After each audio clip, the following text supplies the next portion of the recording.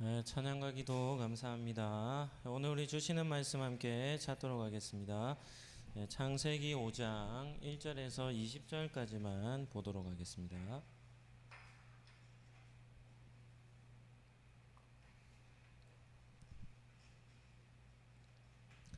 네, 창세기 5장 1절에서 20절입니다. 한 절씩 교독하도록 하겠습니다. 이것은 아담의 계보를 적은 책이니라. 하나님이 사람을 창조하실 때에 하나님의 모양대로 지으시되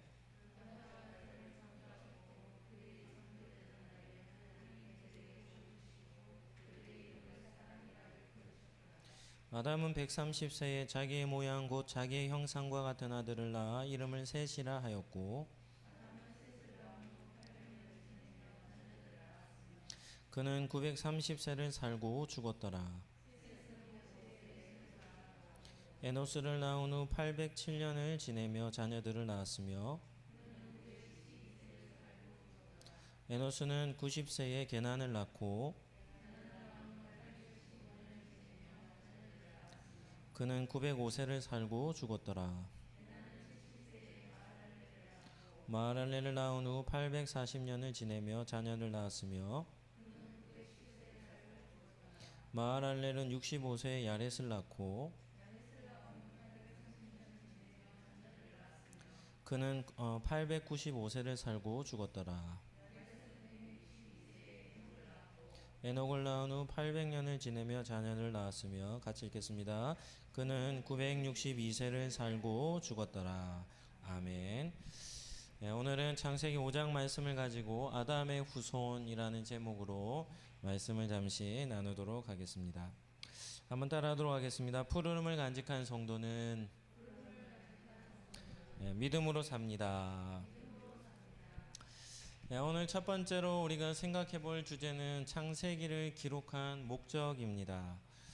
우리가 가지고 있는 성경책은 이 세상에 존재하는 모든 책 중에 가장 독특할 뿐 아니라 가장 가치가 있는 책입니다. 성경을 하나님의 말씀이라 우린 이렇게 정의를 하죠. 이 정의 자체가 엄청난 정의입니다. 극단적인 특징이라고 할 수 있죠. 성경은 하나님의 말씀이다. 그 존재 자체가 신적 권위를 가진 책이고 이 세상에 존재하지만 세상의 어떤 것과도 비교할 수 없을 절대적인 가치가 부여된 책이 이 성경이죠. 21세기를 살아가고 있는 많은 사람들이 우리가 가지고 있는 성경을 비난합니다. 쓰여진 지가 얼마나 오래된 고서를 가지고 무슨 일에 최첨단 시대를 살아가는 우리 시대에 그 책을 따라 살라고 하느냐. 그보다 더 어리석은 삶이 어디 있느냐라고 비난을 하는 것이죠. 그러나 우리 입장에서는 아무런 설득력이 없는 말입니다. 이유가 무엇입니까? 성경은 하나님의 말씀으로 진리입니다.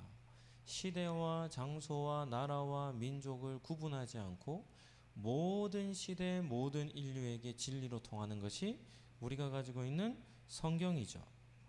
성경의 저자는 하나님이십니다. 하나님께서 친히 말씀하셔서 기록하게 하신 책이 성경입니다. 그렇기 때문에 성경에는 하나님의 의도와 목적이 담겨 있죠.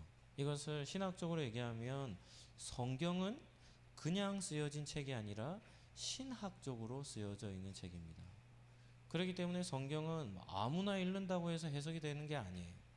성경에 기록된 목적, 하나님의 계획 이런 것들을 잘 알고 그러한 관점으로 성경을 읽어야 성경을 바르게 이해할 수 있는 것입니다. 우리가 성경을 다룰 때 두 가지를 항상 보면 좋습니다. 하나는 전체적인 걸 보고 하나는 부분적인 걸 보는데 성경의 기록 목적 역시도 성경 전체가 기록하고 있는 목적이 있죠. 그것은 하나님께서 인류를 구원하시고자 하시는 구원의 계획은 구속사적인 역사는 성경 전체의 기록 목적입니다. 그러나 이제 성경을 또 한 권씩 본다면 각 궤권마다 각 권마다 분명한 각가지의 목적들을 가지고 있는 것입니다. 두 번째는 우리 창세기 기록 목적을 한번 생각해 보죠. 창세기 기록 목적은 기록 목적이 무엇이라고 생각합니까? 창세기를 왜 기록했겠습니까? 이 질문은 창세기 한 권을 이해하는 핵심되는 질문이죠. 이러한 질문에는 인간 저자로부터 그 목적을 살펴볼 필요가 있습니다. 창세기는 누가 기록했습니까? 우리는 모세가 기록했다라고 합니다. 그래서 모세가 기록한 책이라고 해서 창세기, 출애굽기, 레위기, 민수기, 신명기에서 모세오경이라 이렇게 부르죠. 모세가 쓴 5권의 율법서라 이렇게 부릅니다. 따라서 이 인간 저자인 모세가 왜 창세기를 기록했는지에 대한 이해를 우리는 할 필요가 있습니다. 모세는 이스라엘 백성, 즉 430년간 애굽에서 노예 생활하고 있던 그들에게 그들을 구원해 주시는 하나님이 누구이신지를 알릴 필요가 있었습니다. 이유는 이스라엘 백성들에게는 하나님을 아는 지식, 분명한 지식이 없었기 때문이죠.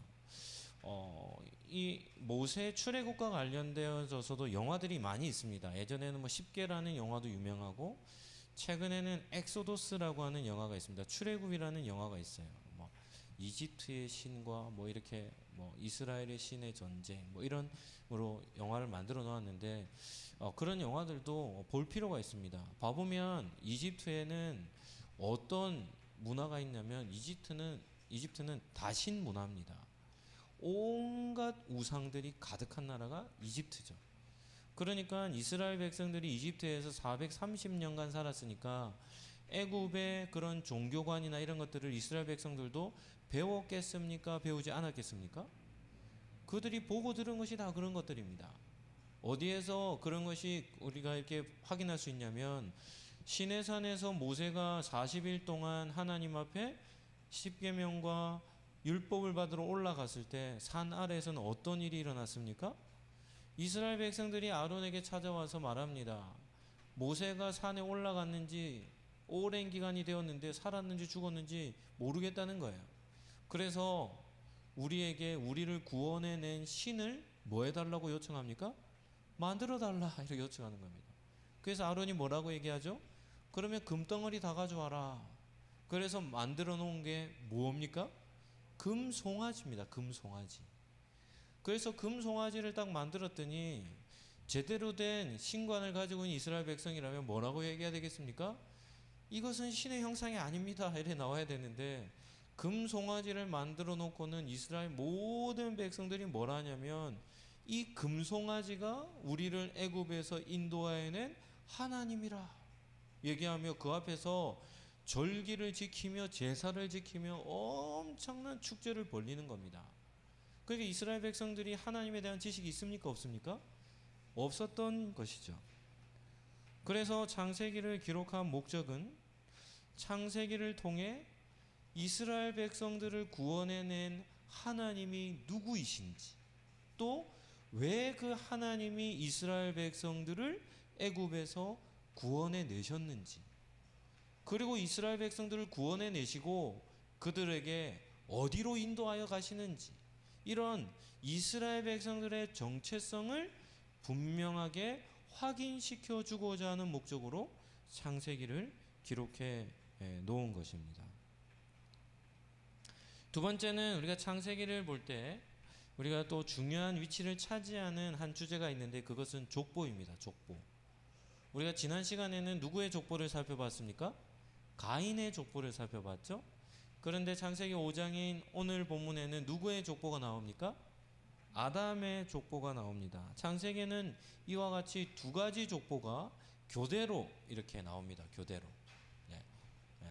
아담의 족보, 가인의 족보, 이삭의 족보, 이스마엘의 족보, 야곱의 족보, 에서의 족보 이렇게 해서 대칭되는 두 족보가 계속해서 반복해서 기록되어져 있는 것이죠. 그런데 이 둘은 극단적인 차이를 보입니다. 가인의 족보는 어떤 족보라고 제가 지난 시간에 말씀드렸습니까? 가인의 족보는 하나님을 떠난 족보입니다. 그렇죠? 여호와 앞을 떠난 사람의 족보가 가인의 족보죠. 그에 반해서 아담의 족보는 어떤 족보입니까? 하나님께 속한 족보라 이렇게 할 수 있습니다. 왜냐하면 가인의 아담의 족보에서 중요한 위치를 차지하는 한 사람이 있는데 그 사람이 셋이라는 사람입니다. 셋. 하나님이 셋을 아담에게 왜 주셨습니까? 누구를 대신해서 주신 거죠? 아벨을 대신해 준 아들입니다. 아벨은 어떤 사람이었습니까? 하나님 앞에 참되게 예배하는 의로운 예배자였죠. 그러니까 아담이 셋을 낳고 아담이 아들을 정말 많이 낳았을 거거든요. 그런데 셋을 낳았다라는 말은 이 아담의 족보가 어떤 족보를 얘기하는 겁니까? 하나님께 속한 족보, 하나님을 진실로 예배하는 예배자의 족보가 아담의 족보라는 것을 우리는 알 수 있죠. 그리고 그러한 아담의 족보 가운데 누가 있는 겁니까? 모세 시대를 살아가는 누가 있는 겁니까? 이스라엘 백성들이 그 족보 안에 있는 것이죠.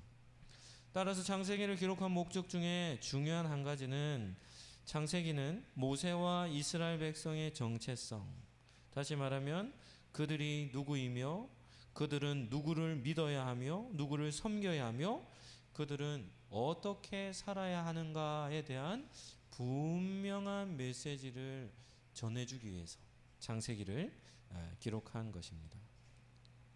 세 번째는 아담의 후손, 아담의 족보에 대해서 한번 살펴보도록 하겠습니다.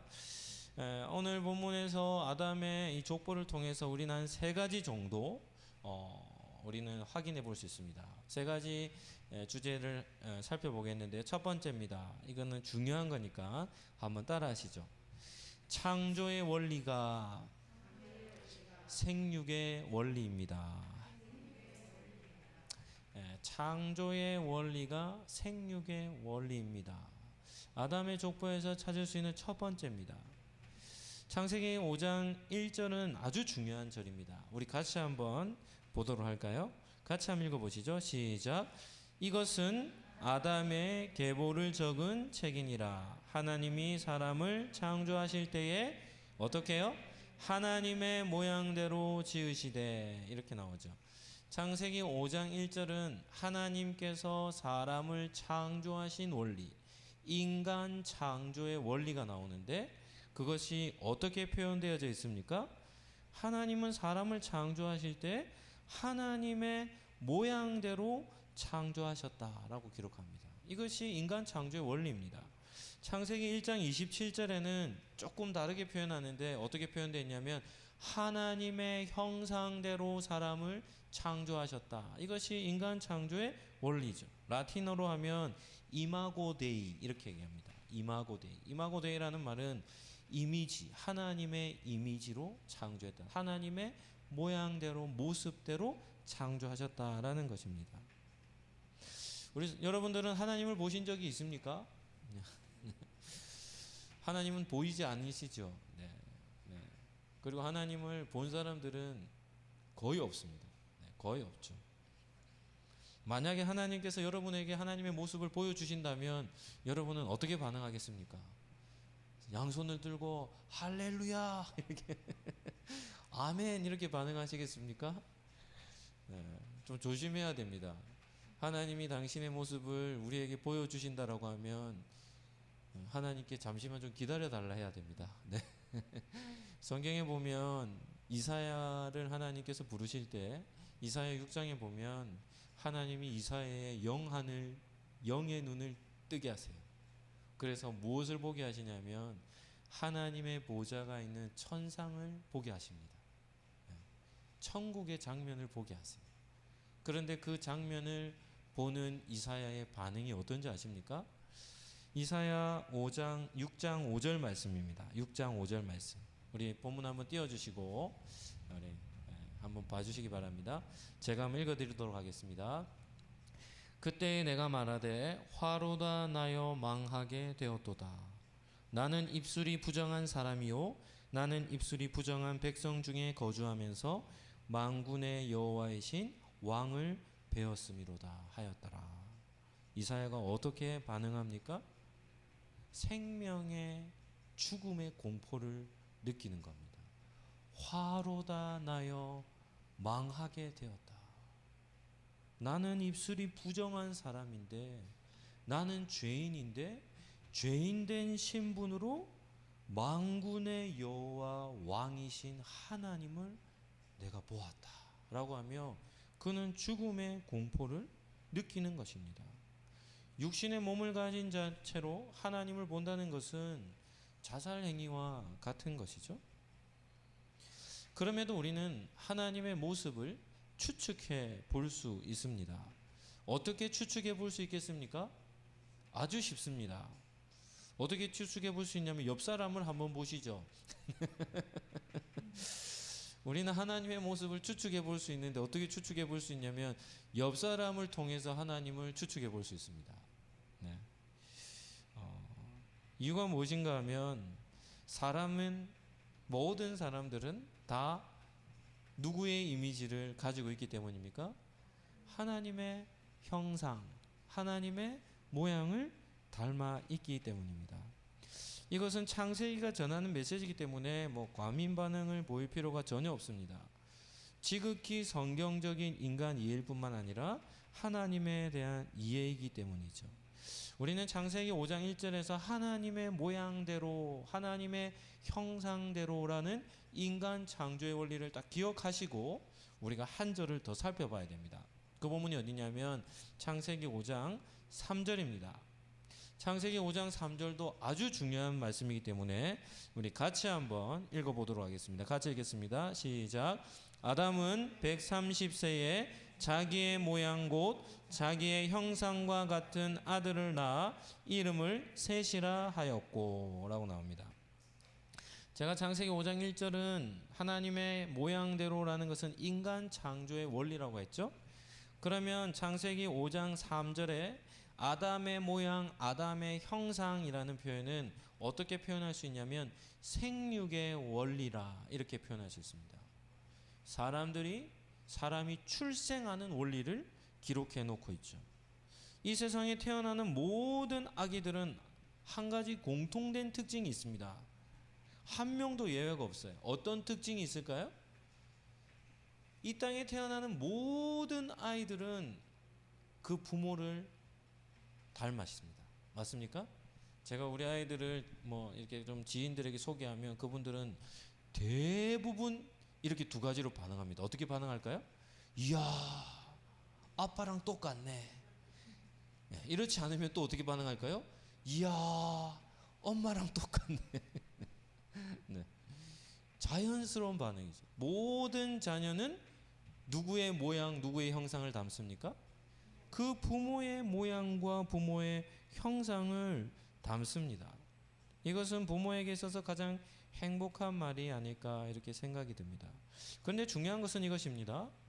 창세기 5장 1절과 3절, 5장 3절은 똑같은 원리로 기록을 하는 겁니다. 하나님께서 아담을 하나님의 모양, 하나님의 형상대로 창조하셨다. 5장 3절에 아담은 아담의 모양 곧 자기의 형상과 같은 아들을 낳아 이름을 셋이라고 했다. 똑같은 원리죠. 똑같은 원리. 자녀들이 그의 부모를 닮듯이 하나님께서 창조하신 첫사람인 아담은 누구를 닮은 겁니까? 하나님을 닮은 겁니다. 그래서 아담은 하나님의 닮은 꼴이 되는 겁니다. 그러니까 아담을 딱 보면 누가 보이는 겁니까? 하나님의 이미지가 보이는 것이죠. 이것이 바로 창세기 5장이 우리에게 전해주는 아주 중요한 겁니다. 신학을 공부해 보면 하나님의 형상이라는 주제를 가지고 엄청나게 어렵게 신학적으로 막 이렇게 설명해 놓은 것이 있습니다. 그런데 그런 거 참고해 볼 필요는 있지만 너무 그렇게 막 깊이 있게 공부할 필요가 없어요. 이유는 무엇입니까? 성경의 문맥으로 해석을 하면 하나님의 형상, 하나님의 모양이라는 말이 어떻습니까? 금방 이해할 수 있습니다. 어려운 내용이 전혀 아니라는 것이죠. 아무런 문제가 없이 명쾌하게 해석이 되는 것입니다. 성경의 구약에 보면 하나님이 때때로 사람의 형상을 하고 이 땅에 오셔서 임하시는 모습들이 곳곳에 등장합니다. 그런데 사람들이, 믿음의 선조들이 그 하나님, 육신의 몸을 입고 오신 하나님을 볼 때 거부 반응이 있었겠습니까? 없었겠습니까? 조금도 없습니다. 조금도 없습니다. 전혀 우리와 다른 모습을 하고 있는 모습이 아니기 때문이죠. 그렇기 때문에 아담이 하나님의 형상대로 창조를 받았다라는 것은 우리의 모습 속에 하나님의 모습이, 이미지가 그대로 담겨 있음을 우리는 기억해야 합니다. 여기서 우리가 또 한 가지를, 중요한 진리를 한 가지 발견하게 된다면 그것은 하나님이 어떤 분이신가 하는 것인데, 하나님과 아담의 관계가 어떠한지를 우리가 한번 살펴보아야 하는 것이죠. 창조의 원리가 곧 생육의 원리라는 말은 무슨 뜻이겠습니까? 아담과 셋의 관계는 어떤 관계이죠? 아담과 셋은 어떤 관계죠? 아버지와 아들의 관계이죠.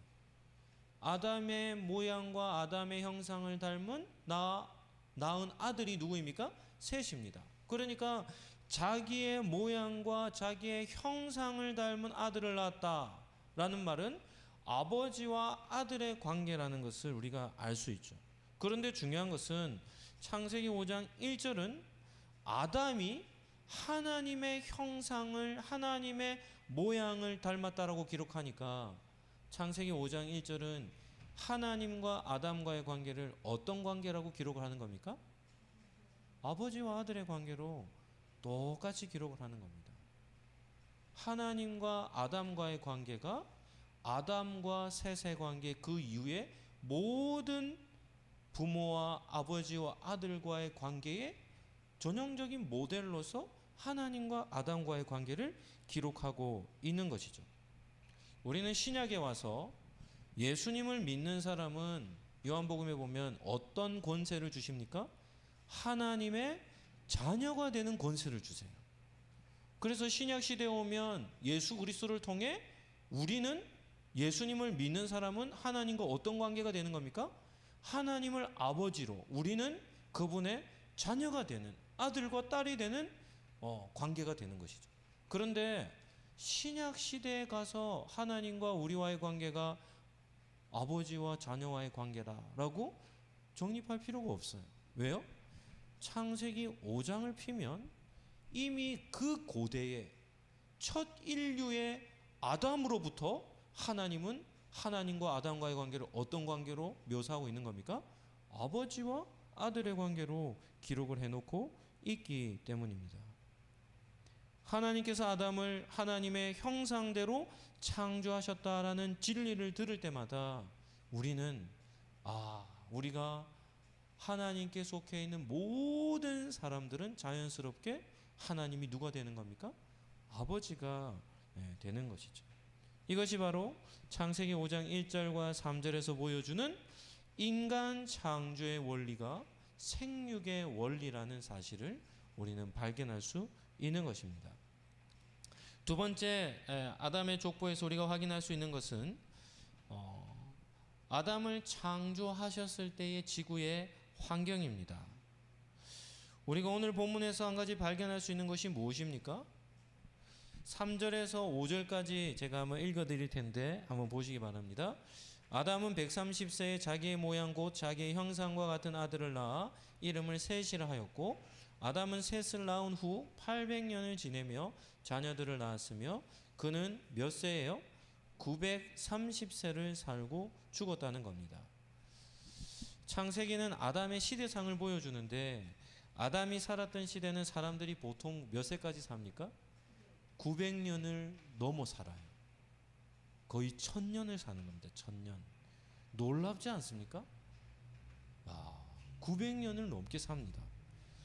아담은 130세에 셋을 낳았죠. 셋이 우리는 첫째 아들이 아니라는 사실을 압니다. 그런데 어찌되었든 하나님이 아담을 창조하신 이후에 130세가 되었을 때 셋을 낳고 몇 년 동안 자식을 놓으며 삽니까? 800년 동안 자녀를 놓고 살죠. 제가 창세기 이렇게 설교를 하는데, 가인과 아벨을 설교했는데 한 여학생이 저에게 손을 들고 질문했습니다. 와, 제가 엄청 칭찬해 줬어요. 왜냐하면 고등학교 1학년 아이였는데 설교를 들으면서 질문을 한다는 말은 설교를 어떻게 듣고 있다는 말입니까? 청소년들은 설교를 잘 못 듣거든요. 그러니까 가인이 아벨을 죽였을 때 사람들이 가인을 죽이려고 했다 이렇게 하니까 얘가 충격을 받은 겁니다. 왜 충격을 받았냐면 성경에 아담과 하와가 낳은 아들이 가인과 아벨인데 성경에는 가인과 아벨밖에는 사람이 없는데 어떻게 또 다른 사람들이 있어서 가인이 그 사람들의 손에 잡혀 죽을까봐 이렇게 생명의 위협을 느꼈다는 본문을 보며 손을 드는 겁니다. 목사님, 그때는 아담과 하와와 가인과 아벨밖에는 없지 않나요? 이렇게 맞습니까? 그렇지 않죠. 네, 오늘 본문에도 보면 아담이 800년 동안 자녀를 낳았으니까 얼마나 많은 자녀를 낳았겠습니까? 그런데 몇 사람의 이름만 기록합니까? 한 사람의 이름만 딱 기록하는 겁니다. 한 사람. 셋이라는 이름만 딱 기록하는 거죠. 네. 그러니까 셋 외에도 많은 자녀들이 있었음을 알 수 있죠. 셋은 참된 예배자였던 아벨의 영적인 혈통을 잇는 그런 아들로 하나님이 주신 것입니다. 그래도 어찌되었던 하나님께서 아담을 창조하신 뒤에 130년 뒤에 셋을 놓고 아담은 930년, 800년을 자녀를 놓고 산 것입니다. 그리고 아담 외에도 셋은 912세, 에노스는 905세, 게나는 910세, 마하랄렐은 895세, 야렛은 962세를 살았던 것이죠. 뭐 이들과 좀 비교하기는 그렇지만 저희 외할머니 아직 살아계신데 올해 100세세요. 네. 네. 1923년생인데 올해 2022년입니다. 네. 1세기를 사신 겁니다. 엄청 오래 사셨죠. 그런데 100년을 살아도 엄청난 긴 세월을 살았는데 아담은 그와는 비교되지 아니할 정도로 오래 살았던 것입니다. 그러면 이런 질문을 해볼 수 있지 않습니까? 어떻게 해서 아담의 시대 때는 이렇게 오래 살았을까? 이유가 무엇이겠습니까? 이유는 그 시대의 환경입니다. 지구의 환경. 하나님이 천지를 창조하셨을 때의 지구의 환경은 어떤 상태였습니까? 살아가기에 가장 좋은 때입니다. 지금하고는 기후가 많이 달랐을 겁니다. 왜냐하면 노아 방주의 사건을 나중에 6장부터 노아 홍수 사건을 좀 다루다 보면 노아 홍수 이후에 우리가 사는 세상이 얼마나 악화되었는지를 우리가 알 수 있거든요. 근데 노아 홍수 전에 하나님이 원래 창조했던 지구의 상태는 너무나도 살기 좋은 때였습니다. 옷 하나 걸치지 않고도 홀몸으로 지내도 아무런 문제가 되지 않는, 추위나 더위나 이런 것에 문제가 되지 않는, 정말 살기 좋은 것이죠. 그러니까 하나님이 인류를 창조하시고 모든 피조 세계를 창조하시고 이 지구 환경을 얼마나 좋게 만들어 놓으셨냐면 1000년을 살도록, 어떻게 보면 죽지 않을 것처럼 오래 살 수 있는 환경을 우리에게 베풀어 주셨다는 것입니다. 하나님께서 아담과 하와가 불순종하여 죄를 범한 이후에 그들에게 죽음을 명령하셨지만 그럼에도 그들의 연수는 1000년이라는 긴 시간을 허락해 주신 것이죠. 이 또한 은혜가 아니겠습니까? 성경에는 나오지 않지만 우리는 이런 추론도 한번 해볼 수 있을 거라 생각합니다. 아담의 시대 때는 단지 사람의 생명만 1000년의 삶을 살았을까요? 저는 그렇게 생각하지 않습니다. 아마 이 땅에 하나님이 창조하신 수많은 생명체들도 그만큼 오랜 세월을 살지 않았을까? 이유는 지구의 환경 자체가 너무나 적합하게 모든 삶의 환경이 최적화된 그런 환경이 우리에게 주어져 있었기 때문입니다. 이런 것을 보면 하나님이 우리에게 베풀어 주신 은혜가 얼마나 큰지를 알 수 있는 것이죠.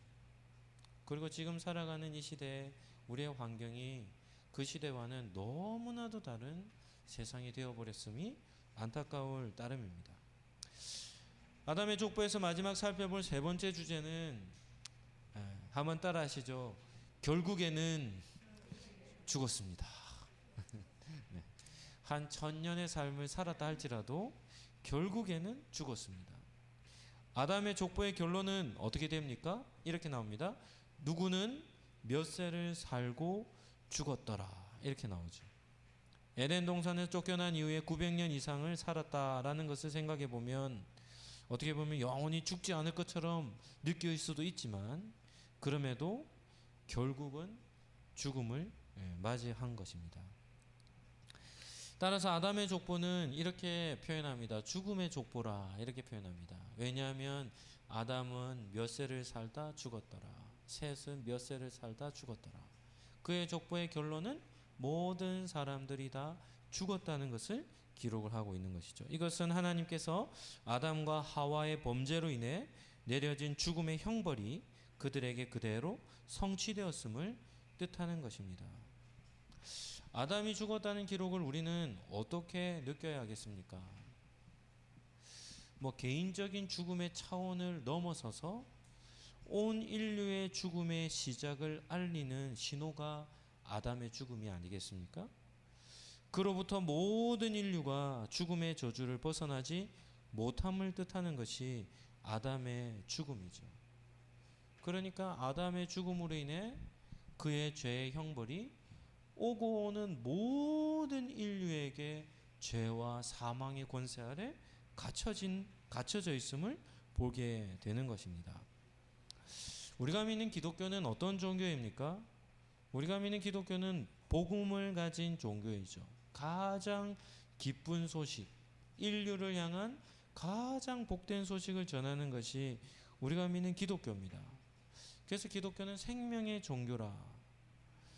생명뿐만 아니라 우리가 빼앗겨버렸던 잃어버렸던 하나님과의 진정한 평화를 누리게 만드는 것이 우리가 믿는 기독교가 아니겠습니까?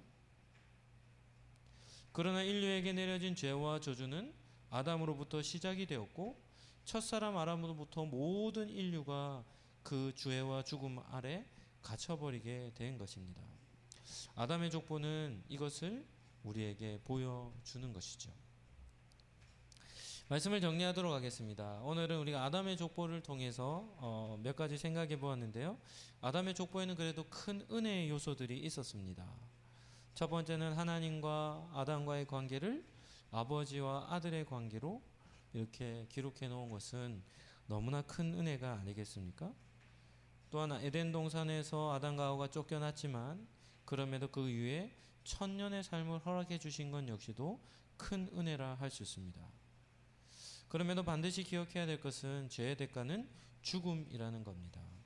어느 누구도 넘어설 수 없는 모든 인류가 짊어져야만 하는 고통과 저주인 것이죠.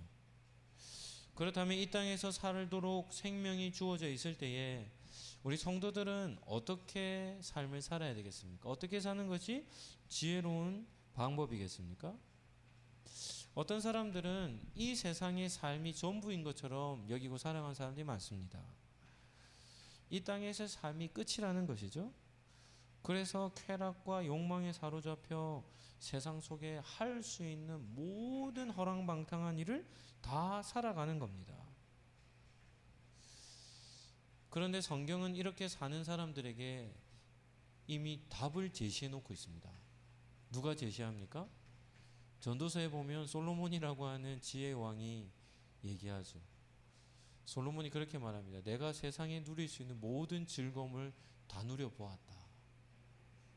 그런데 결론이 무엇입니까? 헛되다는 겁니다. 그러한 삶은 어리석은 삶이라는 것이죠. 그렇게 살아가는 것이 정답이 아니라는 것입니다. 그렇다면 가장 지혜로운 삶은 무엇이겠습니까? 그것은 죽음을 준비하며 사는 것입니다. 이 땅에서의 삶이 유한하다는 사실을 잊지 않고 사는 것입니다. 죽음을 준비하고 산다는 것은 단지 육체적인 죽음만을 대비하라는 말이 아닙니다. 그리스도 안에 사는 사람에게는 죽음을 뛰어넘는 은혜가 있고 이 땅에서의 삶을 넘어 영원한 삶이 준비되어져 있기 때문에 죽음을 준비한다라는 말은 육체적인 죽음만을 대비하는 것뿐 아니라 영원한 삶을 준비하며 살아가는 것이죠. 본문을 근거로 죽음을 잘 준비하라고 전하는 이유는 분명합니다. 때때로 성도라 하면서도 죽음 앞에서 엄청난 두려움을 떠는 사람들을 보았습니다. 죽음 앞에서 지금까지 평생 가지고 있었던 신앙을 부인하며 부정하며 그 앞에 죽음의 문제 앞에서 완전히 무너지는 사람들을 종종 봅니다. 정신을 차리지 못하는 두려움 속에 빠져 있는 것이죠.